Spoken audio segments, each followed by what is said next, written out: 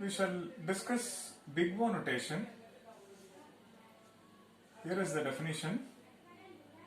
So given two functions f of n and g of n, these two must be non-negative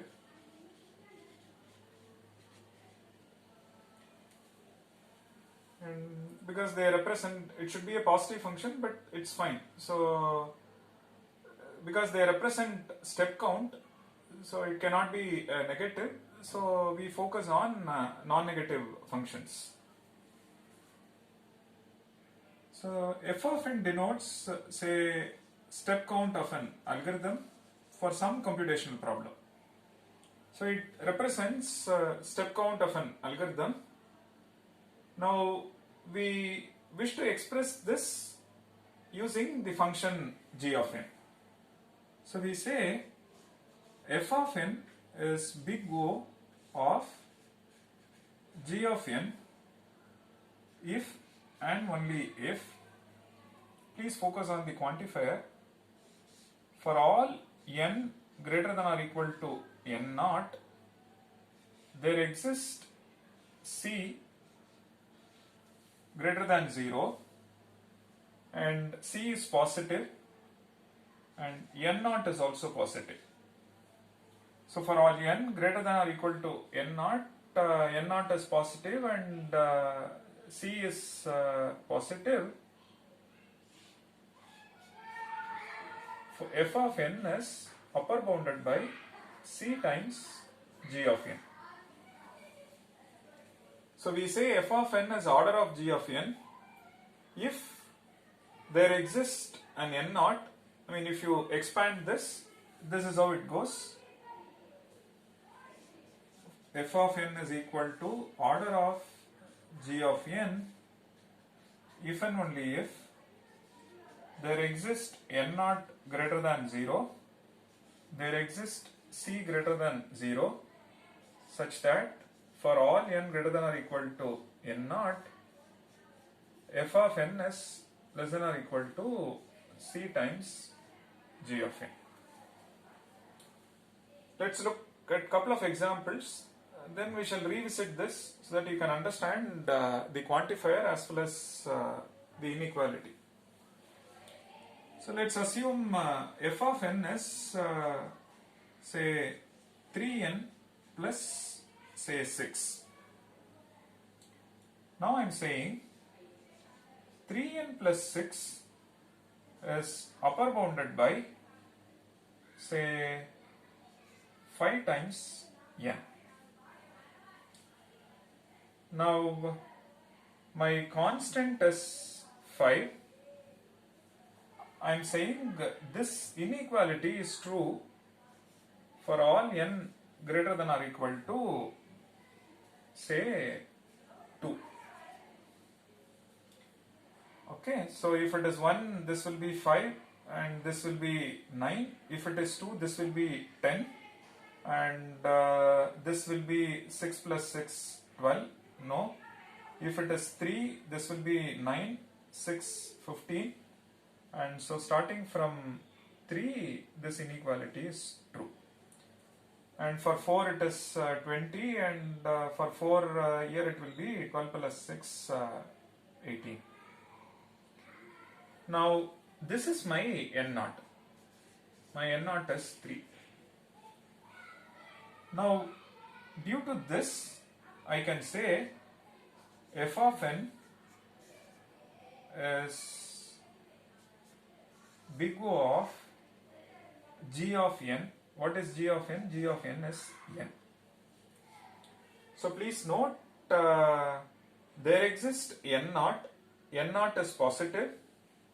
There exists c. C is positive. And for all n greater than or equal to n naught, you see that f of n is less than or equal to c times g of n. So if that's the case, you say 3n plus 6 equals big O of n.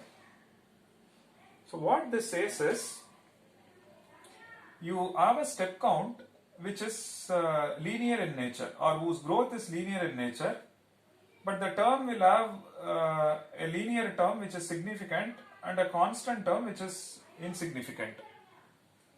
What this notation says is, it is enough if we give importance to the leading term or the significant term.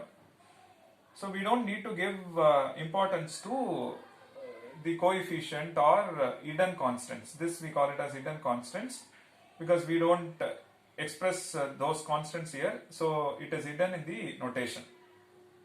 So the growth of this is dictated by the linear term, which is precisely order of n. And whether it is 5 times n or 15 times n, it doesn't matter. So I can also write 3n plus 6 is upper bounded by, say, 15 times n.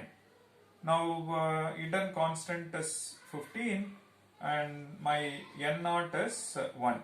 I am saying for all n greater than or equal to 1, this inequality is true.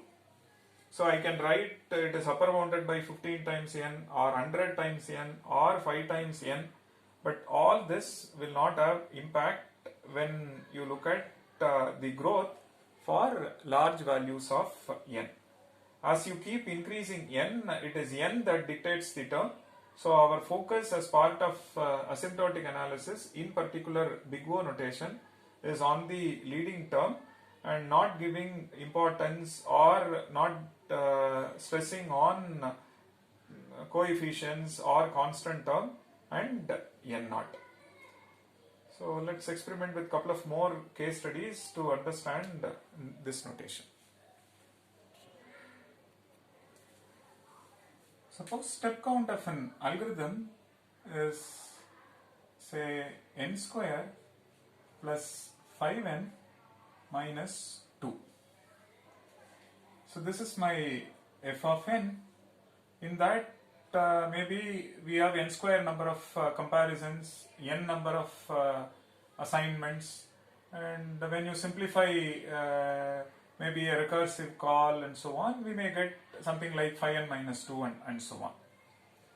Okay, so we don't see it as this is C1 and this is C2 and this is C3, because a cost cannot be negative.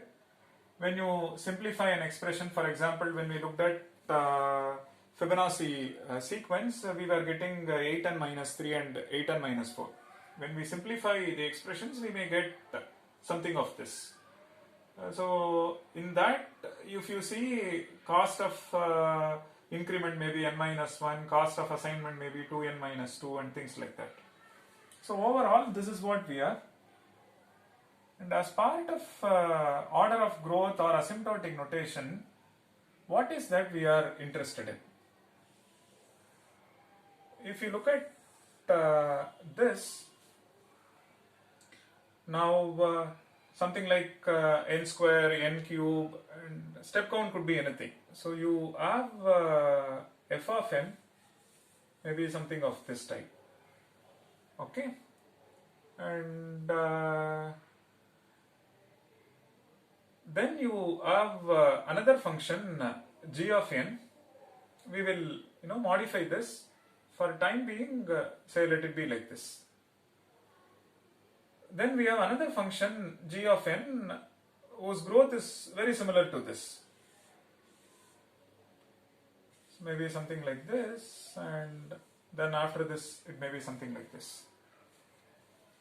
We will see why this fluctuation and so on. So what is that we are interested in? We are interested in maybe after this value, this we call it as, say, n naught. You see that after this value, you see that g of n, growth of g of n is much faster than the growth of f of n, or growth of f of n is upper bounded by g of n.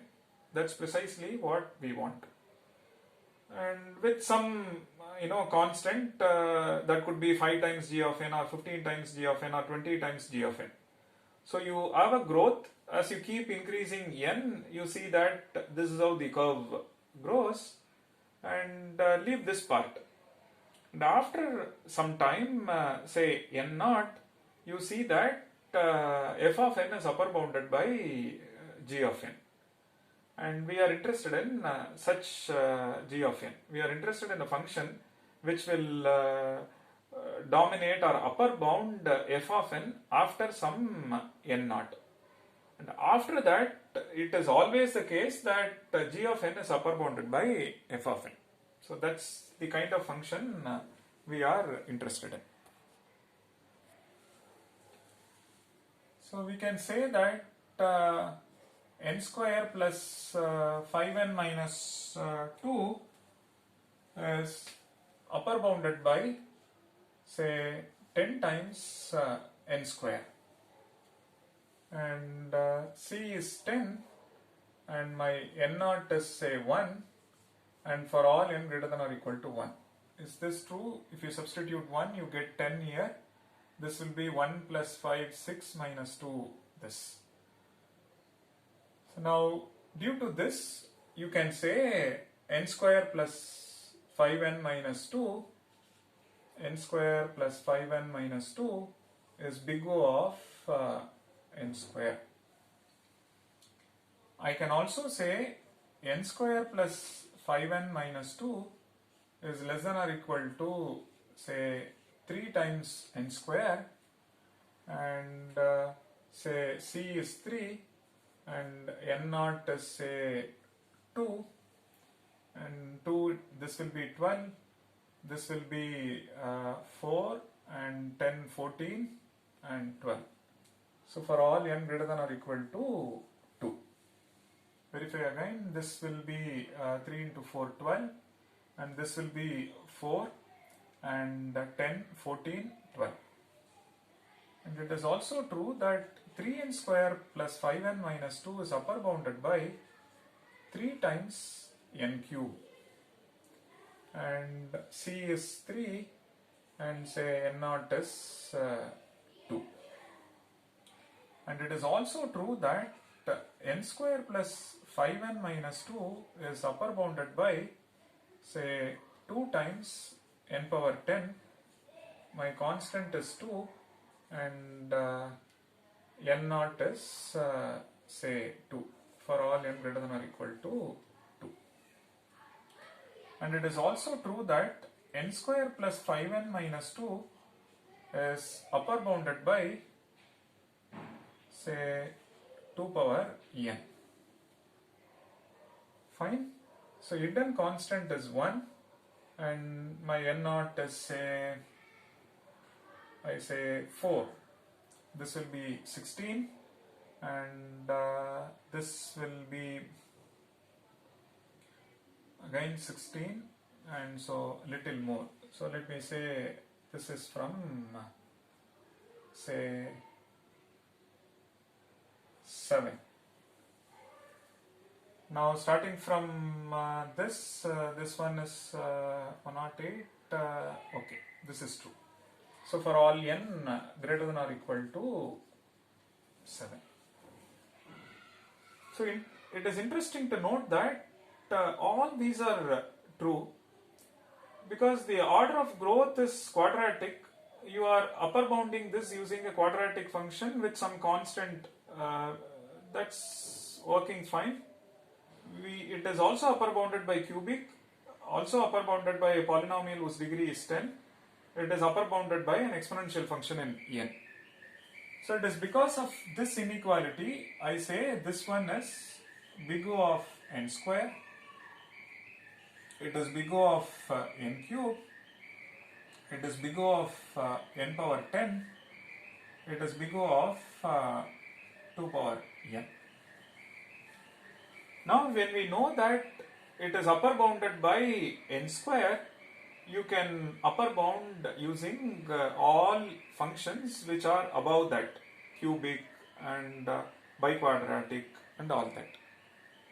Now we wish to know of all this, which one is a tight upper bound and which one is tight upper bound, which means rest all loose upper bounds, and what is the significance of doing an analysis focusing on loose upper bounds, which we shall see after experimenting with a couple of more examples.